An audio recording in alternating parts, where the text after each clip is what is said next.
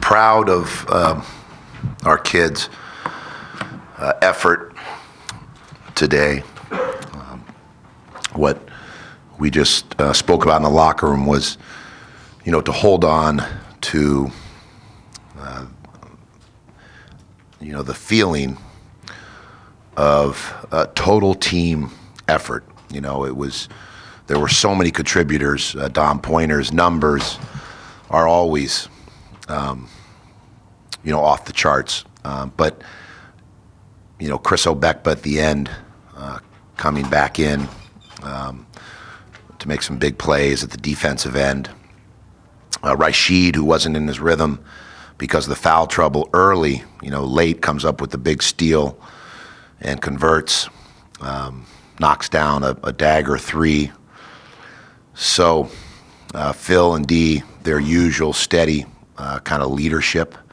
And Jamal Branch, we don't win the game unless Jamal comes in and leads or orchestrates that spirited comeback from down 10. I think it was 13-3, and then we led by 7. So it was a 17-point run with Jamal Branch in the game. And yet he didn't get as many minutes in the second half, but other players stepped up. So just proud of the total team effort and the collective approach that we had to get the victory today in a very tough environment.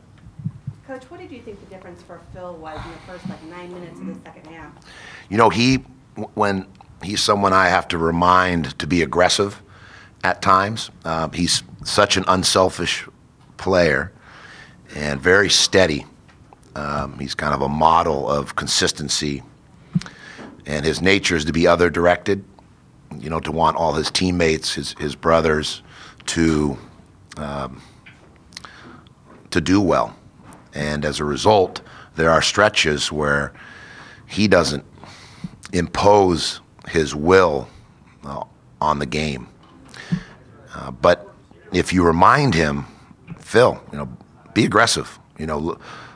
Come off those ball screens, looking to make a play, or to be able to catch and shoot. Be ready, locked and loaded on your catches to knock down those threes.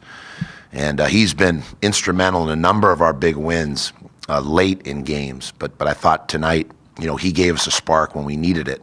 There were a number of players that gave us the lift just when it looked as though we were going to fade into the afternoon sunset, or the early evening sunset. So this was, again, a collective. There was a real balanced approach to both ends of the floor, and I thought Phil was a spark. How did you think about the way Chris was moving today following that ankle injury? I was concerned.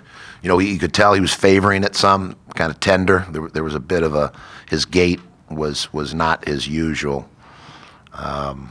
And that's why there were stretches where I was struggling with whether to play him or not. And Amar was holding his own in the post and rebounding and made got a big dunk on a pick and roll. But I thought, our trainers did a good job of getting him ready for this game and holding him out. I think against DePaul was the prudent, even though it was difficult to do, the prudent approach, so he'd be ready for the home stretch here. And he was a difference maker there in those last couple possessions in the back of our zone, kind of anchoring our man-to-man and our zone defense down the stretch. Not knowing how much he might be able to go today, how much was it a concern to have a guy like Matt Stainbrook against him? Yeah, Stainbrook is one of, if not my favorite player in the Big East. He's such a throwback to another era, and reminds me of the Billy Paltzes, the Bill Laimbeers, from yesteryears in the NBA. And I love his bearing and his temperament on the court. And he's the ultimate team player. He plays within himself. He sets his teammates up well. And there's just a steady kind of buzzsaw approach, like an old lumberjack. He just keeps bringing the heat. And so that was, to be honest, on the sideline, we just did not. I felt comfortable that we'd be able to score score frequently. You know, I thought we could score against Xavier, but I didn't know how we were going to stop Stainbrook. And we tried 4 or 5 different players on him. We tried fronting him. We tried backing him. We tried double teaming him. We tried the zone. There was just no answer for him. And you know, at one point, things turned in our favor when Dominic Pointer started guarding him and cut down some of his catches. And then we brought Chris from the help side. And we had done that early in the year against Waldo, the big kid from St. Mary's. It's kind of similar to Stainbrook. And then we salt and peppered some zone in there just to make them use some more time on the clock and to give them a different look coming out of timeouts and to hope that we wouldn't foul and that we could track down a rebound. And I don't really like the zone defense, but the last 2 games it's helped us to finish out games because of foul trouble we had, or teams being the double bonus, or the fact that we didn't have an answer on the interior in terms of stopping some players. So we were very concerned about Stainbrook, prepared for him, but at the end of it, even though you know it's coming, he's a load. He's just not easy to stop. And we were able to score enough to put some separation between us and Xavier, and then just enough stops to get the win. You had a couple strategic timeout calls, one real early there, but there was one, I think it was about just under 9 minutes, D. Davis hit a 3, got them back within 4. Was that simply just to just calm this down and not let them get on a run? Combination. One was the crowd. Yeah. I think that may have been also, did I have some guys at the scores table that I was putting in for offense? So I think I also had, we were coming down on offense. I think we ran a couple seconds, right? And if I'm not mistaken, because it all becomes a blur as you get older until you watch the tape.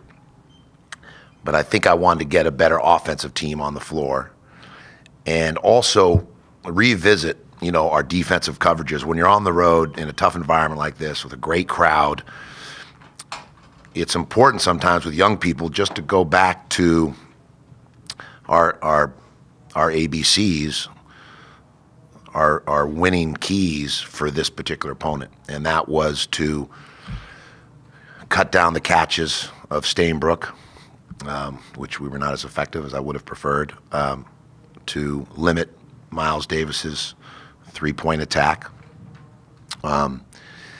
and starting with transition D. So it was transition D, cut down Stainbrook's catches, limit Davis's 3s, and then try and hold our own on the boards, because they rebound against us with the mismatch. They were rebounding and getting second shots. And so in that timeout, it was kind of like, okay, they've made a run, let's revisit, because if we're going to win the game, we're going to have to get stops at some point here defensively. We got to keep scoring, and also I think to get that better offensive unit on the floor. All right, thanks, Coach. Thank you, guys. Take care.